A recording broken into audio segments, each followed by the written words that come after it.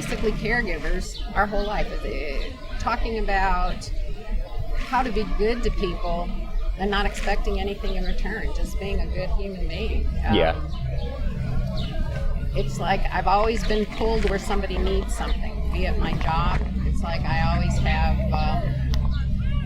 God always puts the situation in focus when I get there, and there's always somebody who needs help with, senior citizens, helping them get their insurance, helping them get free meds. My husband, her dad, was disabled, and the struggles that we had dealing with that. Going through a stroke, losing his business, having an amputation, just continually getting sick. I mean, it stresses you out when you're always a caregiver. And you can't ever take the time off. But he taught us a lot about being a good person. I mean, he woke up every day, and he didn't care if it was storming, if it was snowing, if the sun was shining. How's your day, honey? It's a good day. I woke up. I have purpose. And he was just a great guy, and he was the type of person where literally I'd seen him do this numerous times, give the last money out of his wallet to somebody when we were traveling. And he had a good heart, and we both do that. We dealt with my mom. We're dealing with my mom now. She has dementia, and it's really hard. Dementia sucks. My grandfather had dementia. They lose who they are, and she makes things up as if they're true, and that's what her brain tells her, and it's like, you can't argue with that. My brothers want to put her in a home. Not cool.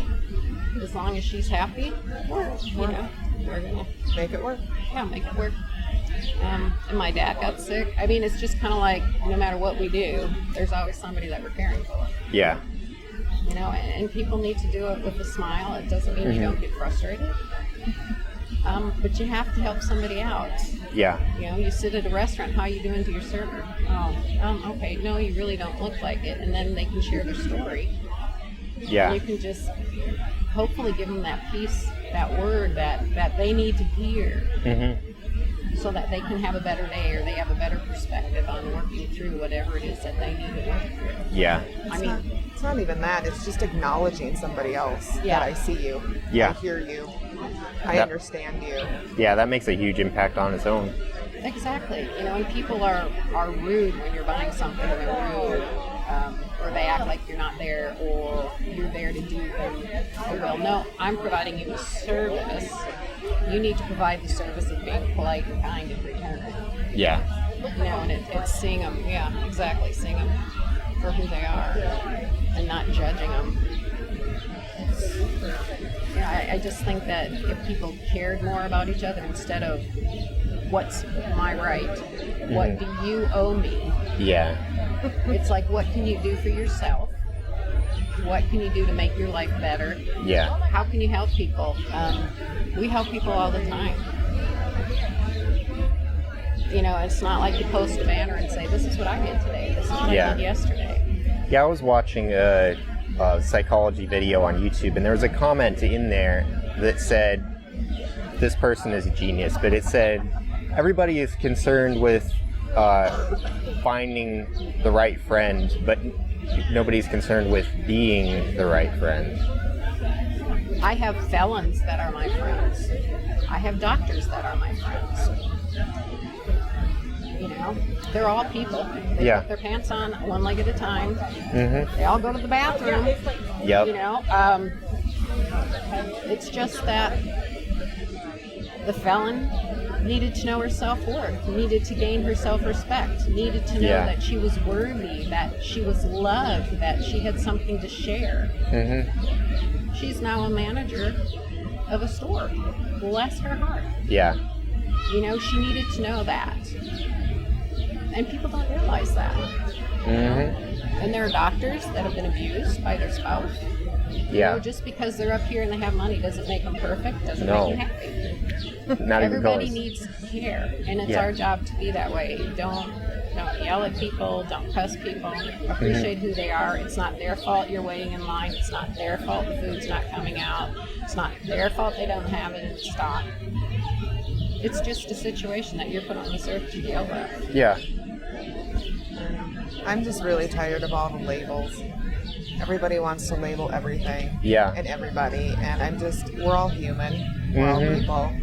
And raising 2 children in a society where I feel like we're more divided than ever. Yeah. And teaching acceptance, having disabled children, teaching them to love each other for their differences. Yeah. And appreciating that even more, because that's what makes us who we are, and that makes us who we're special. And understanding each other, understanding that one may need more attention than the other at this moment in time. Yeah. And it's okay to be different. It's okay. It is. But it doesn't mean we're better than someone else. Where yeah. I feel like we've lost love for each other and community, and a sense of community. Yeah.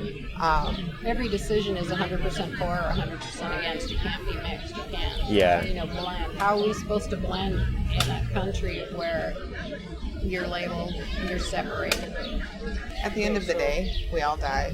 At the end of the day, we're all going, we all go in the ground. We are who we are, and it's really hard teaching children. Not unfortunately, I'm from Minnesota. We've had very, very rough, very politically, very heated, teaching my children and explaining certain situations is very tough. It's very hard. Them not fully understanding, having scared children with violence, and you try to shelter them and you try to understand in ways they'd understand. Even losing the ability for people to agree to disagree and compromise and having open dialogues is we've lost that art. We've just lost, I feel like we've lost part of our humanity along the way. Yeah. And even when my own children have issues with other students, and we've had a lot, to teach them that it's okay and to work through it. Yeah. But when other families and explaining to kids, sometimes kids are just mean. They're just mean. And to teach them acceptance, to accept them that that's who they are, is hard. Because feelings are hurt. And how to work through it, I don't know. It's hard. And the way you want to work through it isn't necessarily the way other people want to work through it, because they see life through different lenses.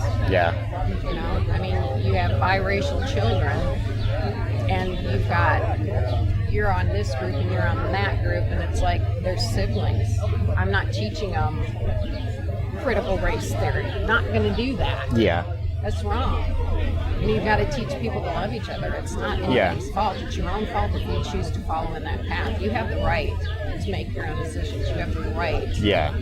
Every action has a reaction. Everything you do has a consequence. And you need to take responsibility for whatever that consequence is. Yeah. And we shouldn't have to teach our kids that, this is what's out there. Again, it all comes down to caring for people. Yeah. We're all capable of terrible things, and we're all capable of wonderful things. I feel like, people make mistakes, but people can grow and people can learn and people can change, but it's not, you can't hold that against somebody forever. Yeah. And just because we make a mistake, that it's more of being teaching moments and learning from them instead of condemning them forever. And with children, especially with my children, is when you make a mistake, it's my job to teach you. It's my job to guide you into making good choices and decisions. And we're going to fail. We're going to make bad choices. We're going to make not good decisions. But I'm still going to love you. I'm still going to care for you. And I'm going to love you no matter what you do. And still instill that no matter what you do, I'm here at the end of the day, regardless of what you do. Even if you think it's the most terrible thing on the planet, I'm still your mom. your dad's still here. Yeah. So I think bottom line is we just need to learn to love each other, not judge each other. Yeah. Try to help when you see somebody needing help. Don't walk around them, don't cross the street to the other side. Lend a hand and see what's going on. And just trust and love and care. Yeah. And that's what we need to teach each other. Yeah. You know, how do you come together when you're constantly separating everybody into a group? You know? Yeah. It's not the way it is. So, yeah, that's about it. Make my children love each other. Well, I always tell them, I said, one day mom and dad won't be here. And I said, you'll have each other. I said, That's what it is. you gotta love each other. You might hate each other now, but one day you'll have each other. Yeah. Yeah. You gotta lean on each other, embrace those differences. Yeah. So, with you always helping other people and always looking out for other people, have you ever noticed a time where you're not taking care of yourself enough? Oh yeah. It's something you have to do, and it's very difficult to accept. When you're the one always giving, it's very difficult to accept other people's help. Yeah. It's very difficult to separate yourself from the situation. Yeah. We try to Self-care help is hard. Yeah, we try to help each other and I try to make sure she gets time for herself. She makes sure that I do things, and like I get a caregiver for my mom. I just go for a week and do something. Yeah.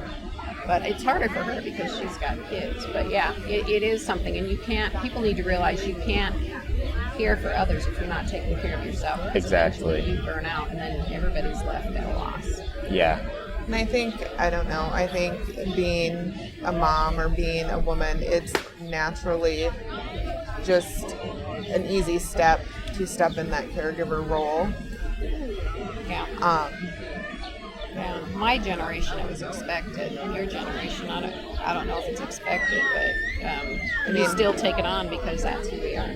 I mean, it started, when Dad got sick, Dad started getting sick. I mean, I was forced to grow up really fast. Dad lost his vision early on when started, Yeah. 7, 8. I was doing my own laundry. I was doing the cooking and cleaning for the household, shopping, helping with the business. You learn to step into that role even when my grandparents started getting sick. Even at 15, 16, I would spend every other weekend driving up and cleaning and cooking and taking to appointments, and it just started from there. I mean, it was just that unspoken, expected. Yeah. It's like somebody's got to do it. We still Yeah. I wouldn't change it for the world because I got that time. I got that special time. But some days you get tired. Some days I just want to go to the bathroom by myself or shower by myself. Yeah. But I wouldn't change it. No, I've got the time with my mom. I had my time with my grandparents. I had my time with Dad. I wouldn't change it at all. And there's a certain amount with Dad, of teaching of grace and humility. Mm-hmm. That you take everything in stride, especially in healthcare. Things move slower, they move at a pace, there's a way of things. Yeah. And, even with my own kids, understanding and working in healthcare and working with children, it's scary.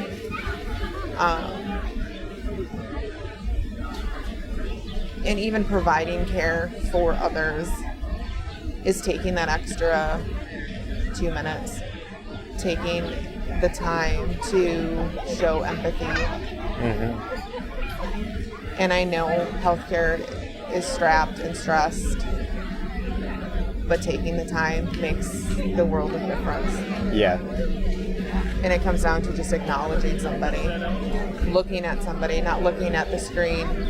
I love technology, but technology has really, I think, dampened and hindered our society with communication and understanding of others. Yeah. And has, I don't know, done a disservice when I would train staff. Put it down, look at them, look at your patients. Stop hiding behind a screen. Yeah, it really gets in the way sometimes. It gets in the way. And even teaching children, having conversations, watching children, and a group of them sit around and they're all on their phones or their tablets, and it's like, go play outside. It's nice out. Yeah. What are you doing? Yeah. It's beautiful. Yeah. I got my first cell phone when I was 30. And that was one that you bought 15 minutes for a month and you counted every minute. Yeah. Yeah. It's not like it is now. I'm a Nope. mean mommy. Not at You're all. a good mommy. People lose that human touch with the phone. These kids don't even know how to communicate with each other sometimes because they do it all electronically. Yeah. So, and again, that scares me because how are they going to know how to take care of people? They lose that human touch, that human connection. Yeah. It's like working in the clinic when we've got instant messenger, and I'm like, no, I don't want instant messenger. And people would be across the room messaging each other, and I'm like, I'm right here. Like, you can just ask me across. We're 2 feet from each other. I don't need a message. Yeah. Like, stop it. I'm right here. Talk to me. So when somebody messages you sitting right next to you, will you make a point of just turning around and talking Oh, to yeah. them? I'll shut their computer. I'm like, I'm right here. Talk to me. Like, I get if you're in a room with a patient or, Yeah. halfway across the clinic or it's an emergency and I get texted, I'll run downstairs and say, what do you need? Just like the commercial. Are you answering my text? Since I'm knocking on your door. or I just don't respond. It's like screaming across the house. No. And they're like, Mom. And they're yelling and I don't respond until they get up and come talk to me. And I'm like, oh, did you need something? It's like, come talk to me. Don't yell at me across the house. Oh, it's fun times. I hate electronics. See, somebody needs a little love down there. Apparently. Little road rage. And there's a cop there, so anyway. Yep. Something's going on. Well, I hope we gave you something to look at, You did. to use. Very much. I appreciate it. Yeah.